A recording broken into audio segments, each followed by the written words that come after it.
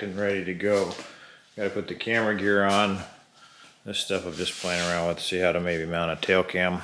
That might come off. Got to put the camera stuff on. I've got all my tool stuff on one side, camping stuff on the other, and then clothes and stuff I need to get to up on top. And then I'll have the essentials in here.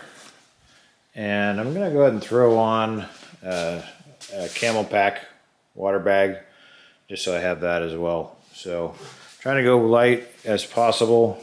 I don't really need the camping stuff because we're gonna try to hit hotels most nights, but I figured why not take it just in case, you know, if we have a breakdown or something. I got a sleeping bag, tent, sleeping pad, all in there. And got an extra set of riding pants. My cold weather gear is in the top bag.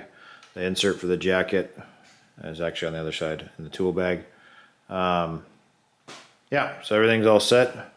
Just gotta stop and get gas and then hit the road for Burns tomorrow. So it should be 6 hours tomorrow to get to the point where we're gonna meet up to start heading for the start of the trail.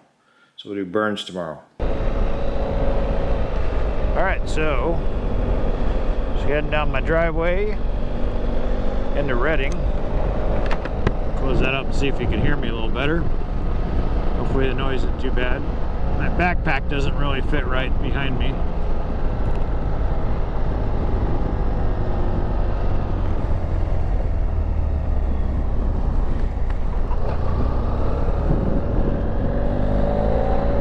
Alright, so hopefully you can hear me. Just came over Bernie Summit and heading down into Bernie now, about 50 miles in. Just want to do a quick update. This is what the terrain looks like. Not as smoky this direction, and it looks like it should be clearing up more and more as I head further north. And that's all. Dropping down into Bernie, there's a big sawmill right here. And one of the things I love about riding is, most times, unless you go by a cattle ranch, is the smells you pick up. You kind of get a more interactive experience when you're traveling than you do in a car, because you don't always get those smells. But dropping down in here into Bernie, totally get the sawdust, fresh cut wood smell. Here's the mill coming up right over here. See the steam coming up out of the plant.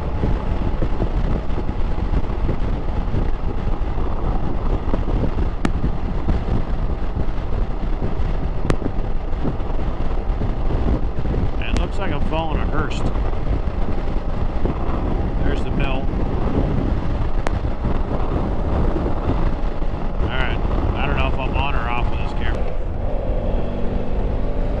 So cruising Bernie. I'm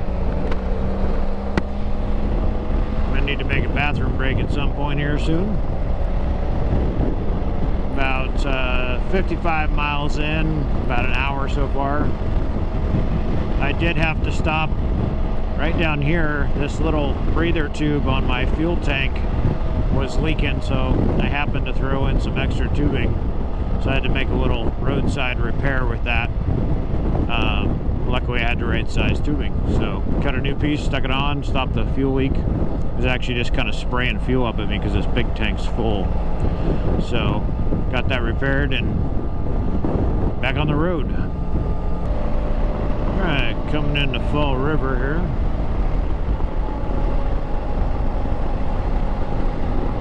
About 70 miles into the trip now.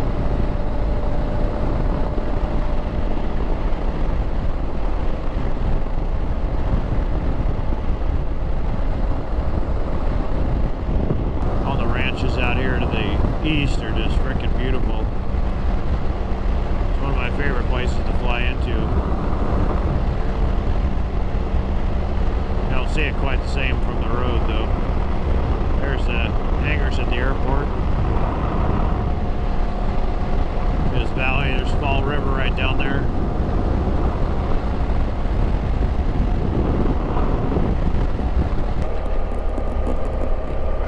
So we got into some road construction here. So we got our first official off pavement for the ride.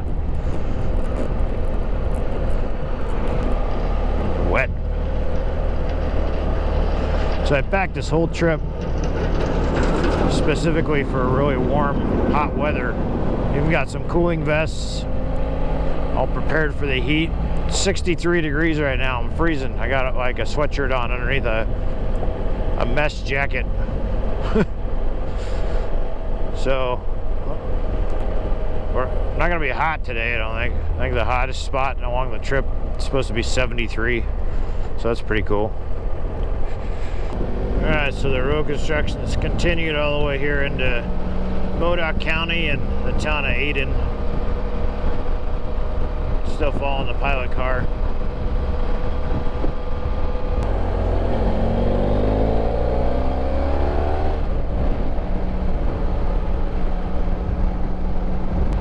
So if you guys haven't been through to Aden before, don't blink. It's pretty small. Okay, it's got me staying right here on the 139, which I think is also 299.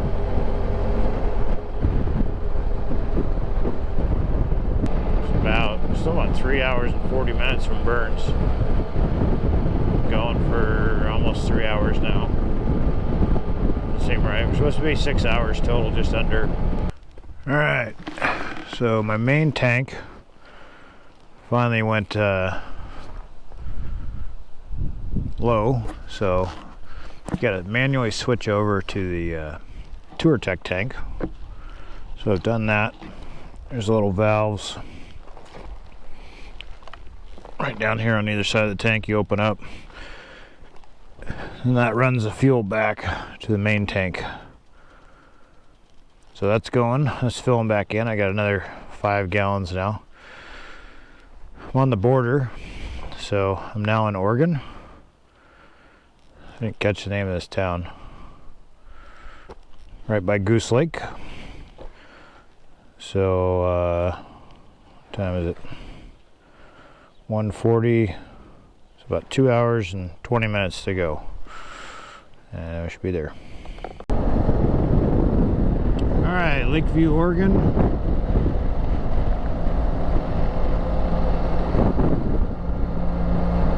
About 1:50, almost 2 o'clock. Realize my bike clock is off. Turn here. It's weird not having to stop for gas. I mean, I'm gonna go the whole way without fuel.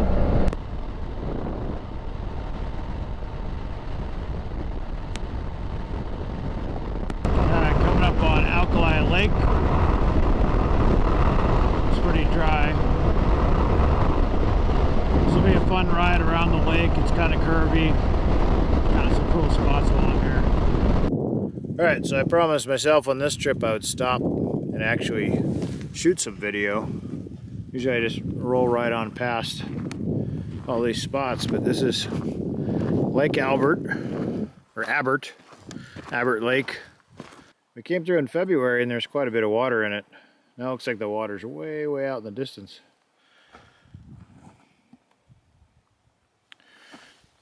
So right out that way is the way I came from Lakeview, and then direction I'm heading is all the way up along this lake, and then one more lake, and then into Riley.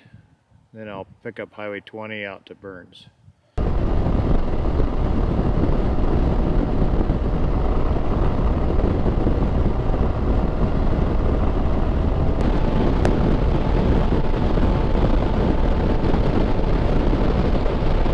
Alright, a turn. It's been like 16 miles without a turn. Significant turn. Alright, coming up on 299, another straightaway. 299.4.5, so almost about to break 300 miles for the day. That makes it the longest single day ride I've ever done. I just don't do a lot of long rides.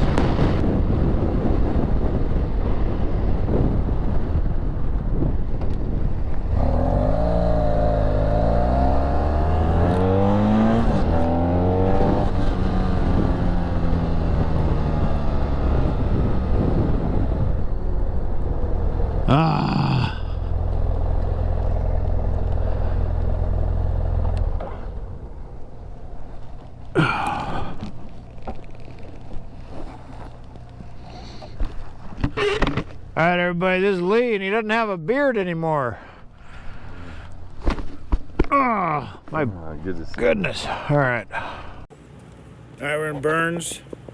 Took the bikes over to the Pine Room for some steak and beer.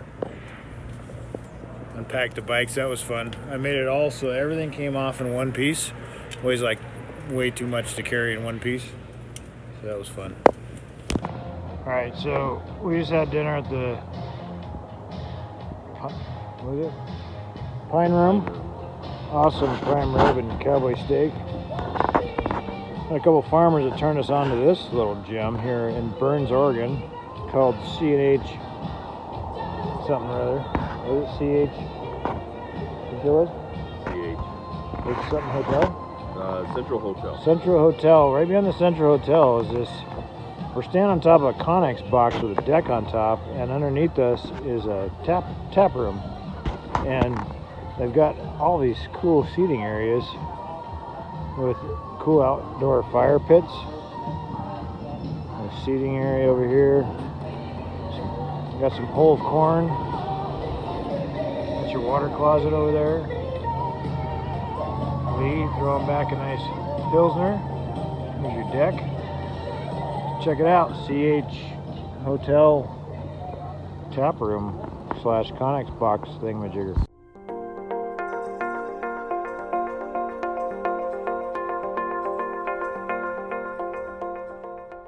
Alright, day 2, still got blue skies. We did a hotel last night, brought up all the gear.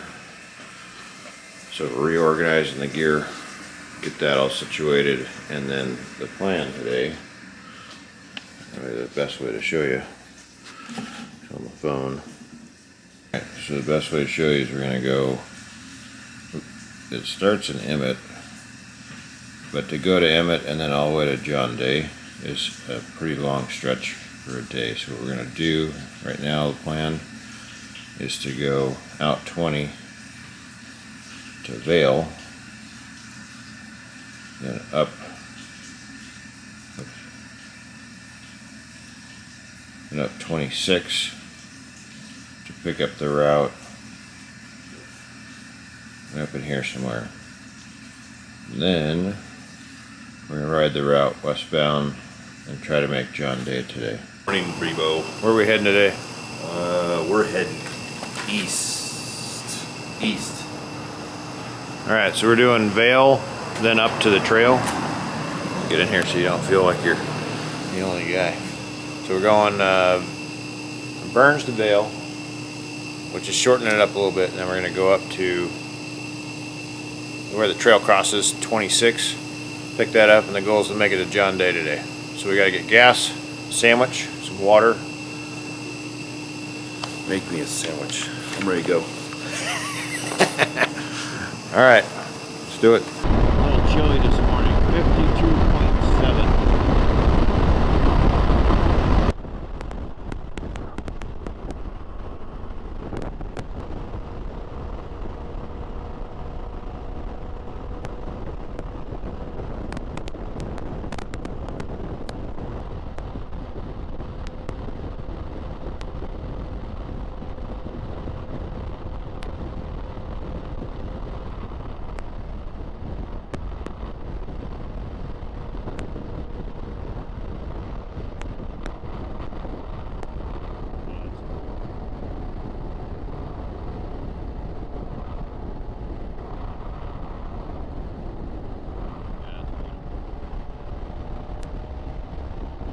We stopped in Vail, got some gas, got a sandwich, and now we're gonna hit the road for 45 minutes up north on 26, and then we're gonna pick up the dirt trail from there. All right, about 499.9 a second. Coming up on 500 miles so far into the trip. 11:30 on the second day, there's 500 miles right there. And we are really close to the dirt turnoff, so I'll get the other camera out there and give you guys an update when we get there. to turn this into a dirt trip. Woo! All right, so we made it to the dirt. You see over here this El Dorado sign. Not sure how far in that Malheur River is to where we're going, but I think we're looking at close to 100 miles from this point to John Day, and some of that is on a highway once we get through the dirt section. But that's what we're heading out towards, or through, is that just going up through the mountains there. I'm super excited. We're finally getting to do it again. I just hope Brian doesn't break his leg. Me too. Nobody breaks a leg. So we're using Gaia maps, and I was able to get a track from Sam from the TransAmerica trail. So what'd you push to highlight that track? I went in through Those arrows? The saved part, and then I picked the part of it, the POS part, Pacific Ocean Spur, but I picked which one we wanted, which is the second part of this. And then I went to Guide Me, and then it'll bring it up. This is the first time I've used this. It's an experiment for me, for both of us, but we'll see how it rolls. Yeah, I'm gonna take it slow to start with, but I'll holler at. No, you go. I'll holler at you when if I get too far behind. It's gonna get a feel for it with this weight.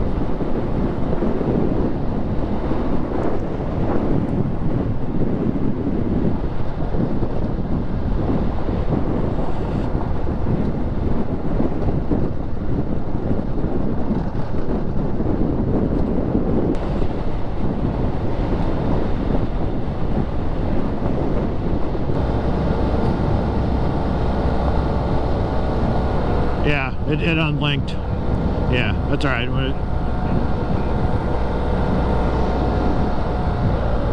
Oh, that's not you, that's them. Okay.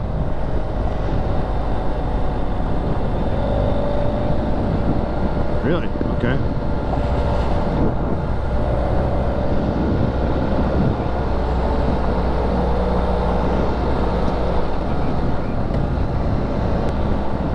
Yeah, I went to second gear. It's more comfortable in second for me.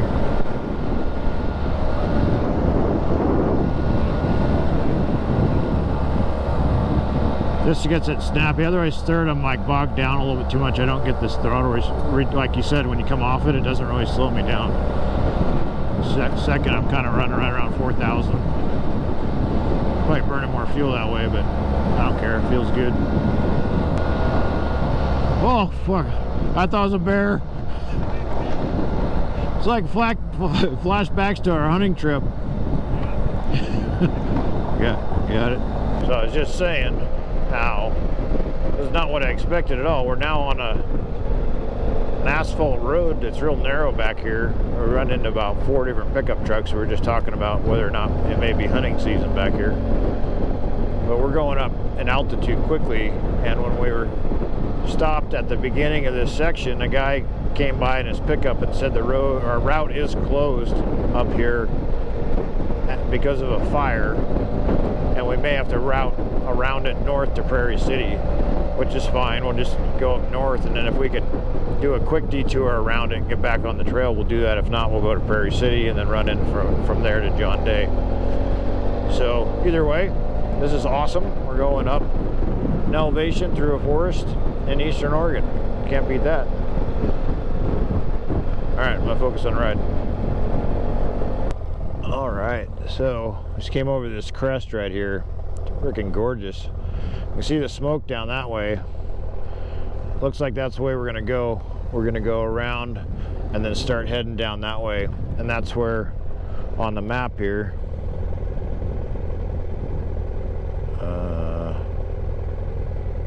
that's the wrong one.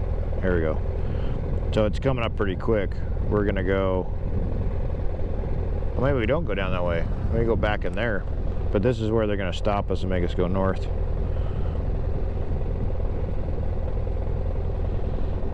So yeah, let's do it.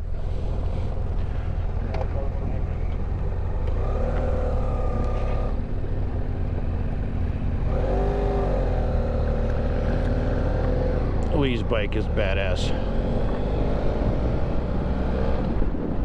Pull up here.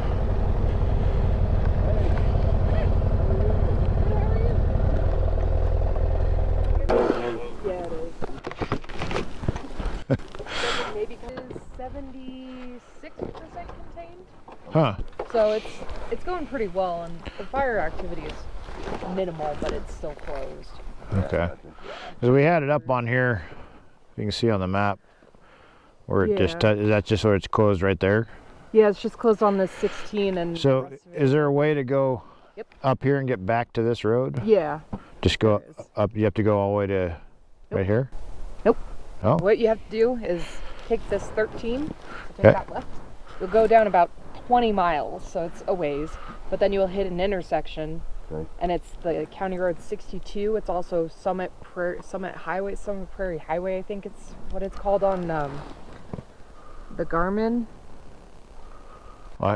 Oh yeah, Summit Prairie Highway. Yeah, so you'll hit that, and then you'll take a left. Because if you want to take a right, you can go to Prairie City, get gas, groceries, whatever.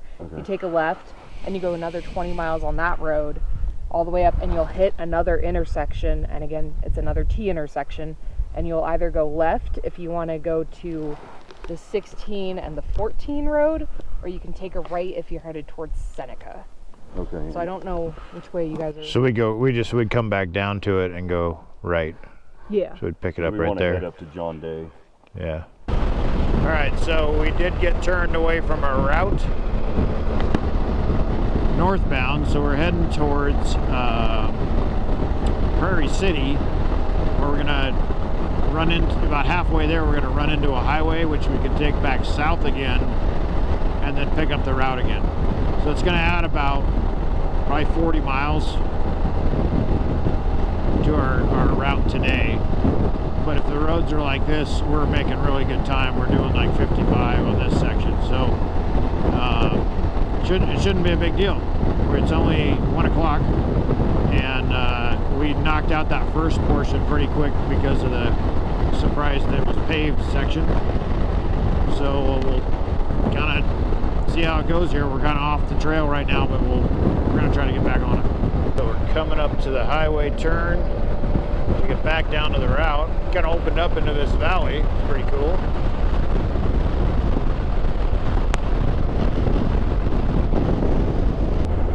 All right, wait a minute. What road's this? Is it?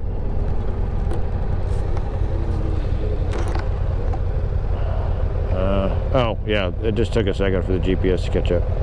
Yep.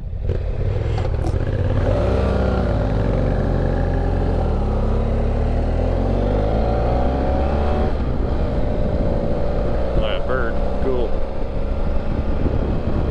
All right, so back down to the route. I'll update you when we get there. Crescent Campground. Just take a break for a minute. We're on the detour around the fire, which has been pretty cool, and I don't think it's going to cost us much time because we're moving really fast along the road, like 60 on this road, but it's taking us through a really cool section that we wouldn't have seen. I was hoping to do more gravel. Yeah, it would turn out to be a lot more paved backcountry roads, but not going to complain. It is absolutely beautiful up here. We thought we saw a big old bear. It's just a cow. I got that on the GoPro. Sure, like all these videos, you guys are going to ask that we give you more specifics about the bike, so I'm going to be prepared and do it now. So, Lee, what bike you got here? I was able to find a Yamaha Tenre 700. I kind of came across it in Kansas City last January. We're just not finding them anywhere. I've upgraded a bunch of stuff. The high fender, the crash bars, turn signals, skid plate. I did the new mirrors on it. I ended up buying the Moscow Moto 40-liter bags. I think I lucked out there because they were sold out most of the summer. They are, I went with the 40 liter because the more space you have, the more crap you carry. And I'm still like stacked clear up here. It's a little more than what I wanted to bring, but it is what it is. But this bike is handling it very well, and I really don't feel the weight that back there, even on gravel. So I'm really liking it. I also run a little Moscow Moto 1 liter tank bag just so I can stand up and not be in the way. And what tire did you go with? I believe the K60.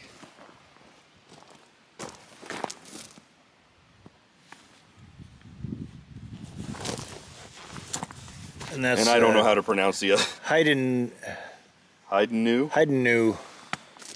And I'm loving that tire. And that's working out great for this pavement and gravel. Yeah, absolutely. I don't think I would have used another tire as I've done this before. This tire we saw on some reviews, and it's absolutely perfect for on and off road. There you go. So you did the fender, or the license plate fender eliminator. You did these aftermarket whites, which are cool because they do a little Night Rider thing when he puts the brakes on. I get to see a lot of that. Crash bars. Looks like you did the ram mount mirrors. He's got, what's this iPhone mount? Hondo Garage. Hondo Garage iPhone mount. It's pretty badass. It's all, I don't know if you can see through all the bugs, but it's all aluminum piece there. And it holds it very firm. Holds it really like firm. This is one of the best that I've found.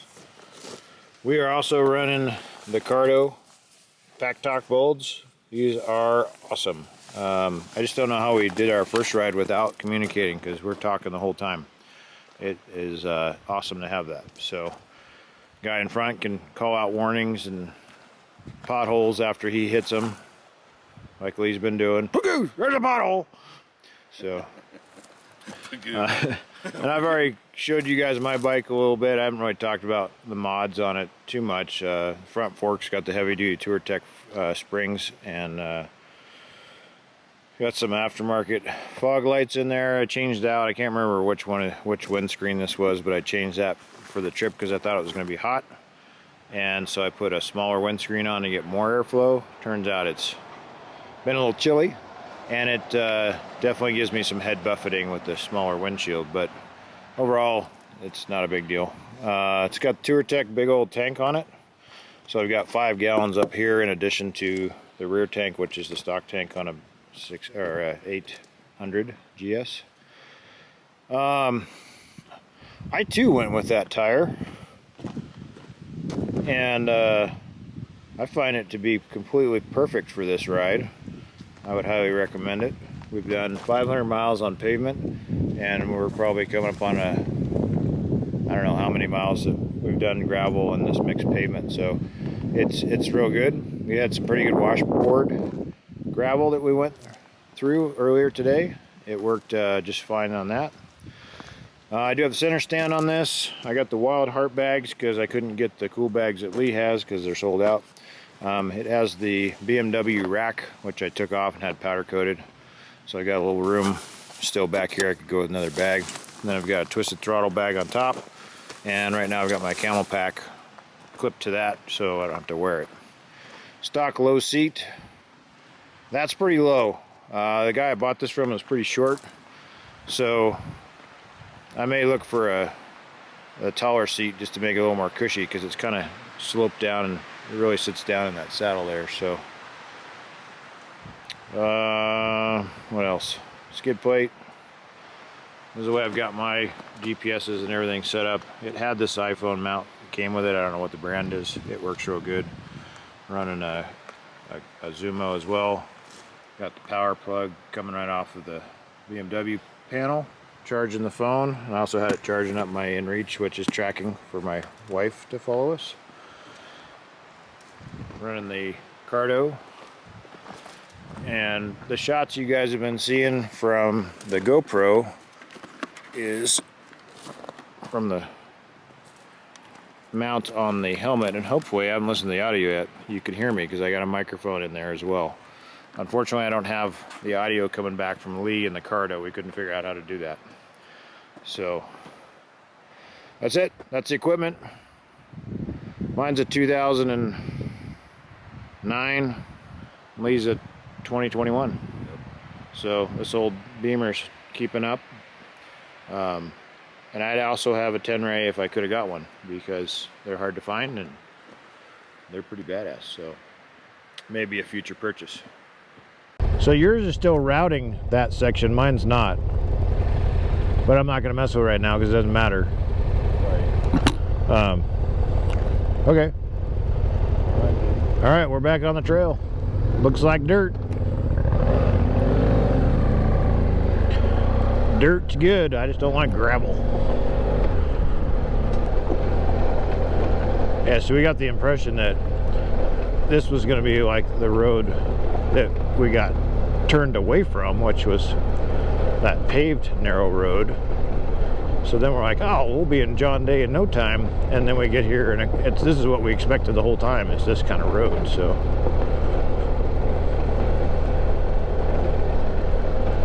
we're doing more like 25. We'll pick it up. All right. Yeah. You in first? Oh shit. Yeah, I was in second installed.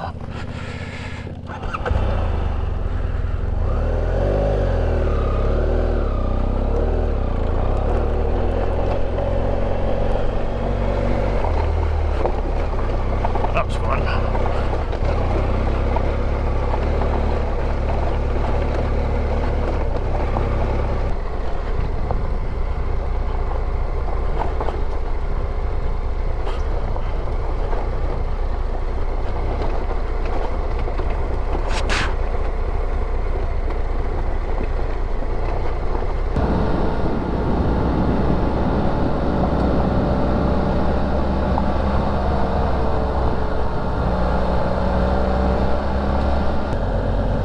Well, we got stuck behind a pink truck. I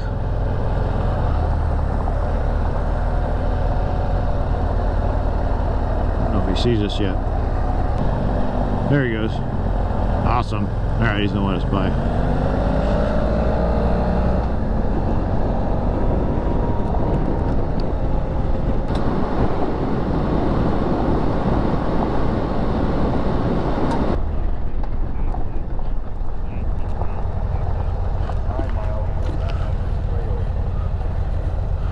Okay. I'll take a little break from gravel. All right, so here's our next section.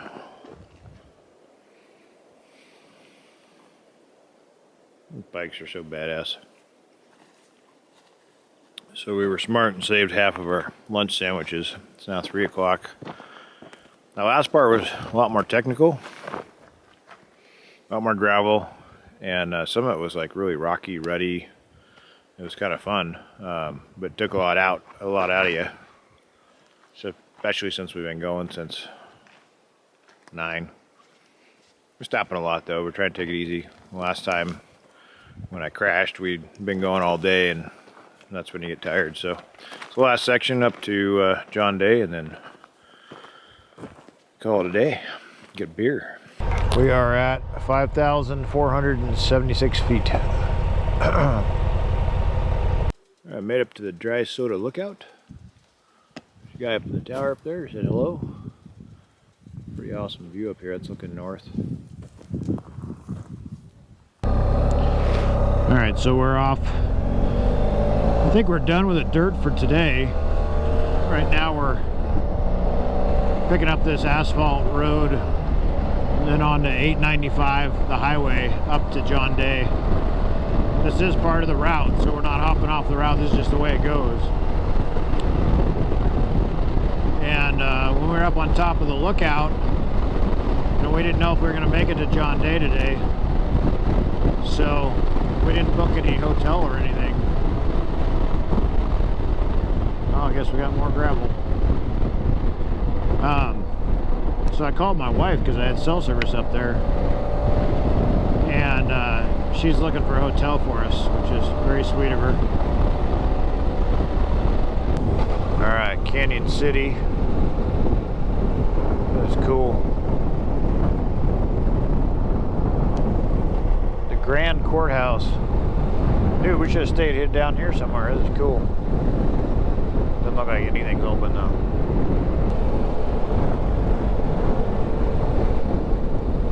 Train barn. Yeah, let's get a Pepsi. Unless they're not open. Alright, we made it to John Day. Now we got here about 5 o'clock. Stay at the Best Western. Got a nice hotel room over here. Motel room. We're gonna head down just on the other side of that church. There's a place to eat. We're gonna go walk down there here in a minute. And Lee Wycomb's all ready. Hungry. My jersey that I got and my jacket smell terrible. So I'm going to be doing a load of laundry. And I also realized that I brought my riding pants and that's it. So I don't have any shorts. Lee's more prepared. He's got shorts and his flip-flops. So this is me wearing my boots and my dirty pants and a clean shirt to dinner. I'm going to wrap up part 1 of the series here for the adventure ride of the TAT Pacific Ocean Spur. Here's a map of what was covered here in this video. I left Redding up to Burns, Oregon, and then up to the route and on to John Day. So stay tuned for part 2. Should be coming out here pretty soon. Thanks for watching.